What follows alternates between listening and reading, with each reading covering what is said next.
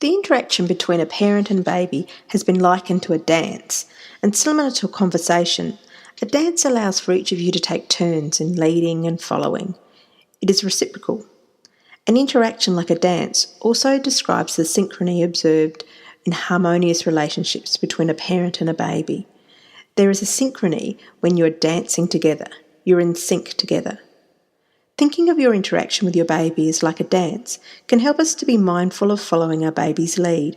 As a parent who needs to be in charge and competent most of the time in caring for our baby, it's easy to take over and be in charge when playing or interacting.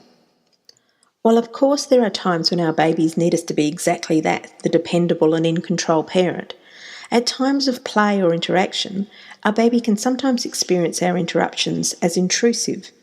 It's a bit like having someone interrupt you mid-sentence of a conversation and just start with their own agenda. So when your baby's exploring, try and allow her to explore openly without your direction, at least some of the time. Try and resist the temptation to take over your baby's play, no matter how repetitive or slow it can seem. Just allow her to take the lead and initiate her activity and exploration with her own natural curiosity. And then follow her lead. See where she takes you. Let her go on being with her own self-directed activity and exploration, and join in if she invites you to. Sometimes our babies just delight in having us watch over them rather than joining in with their play. So even if she's not inviting you to join in, know that you're an important part by just being there. This infant-led approach to play has been adopted as part of a program for parents and babies called Watch, Wait and Wonder. And as the title suggests, the idea is to observe your baby in play or exploration, the watch part, and then wait for her to respond or include you, and then wonder about her internal states and her experience of the exploration. Allowing your baby to take the lead and follow her appropriately in your interaction together develops her feelings of being understood by you, as though you are there to notice her.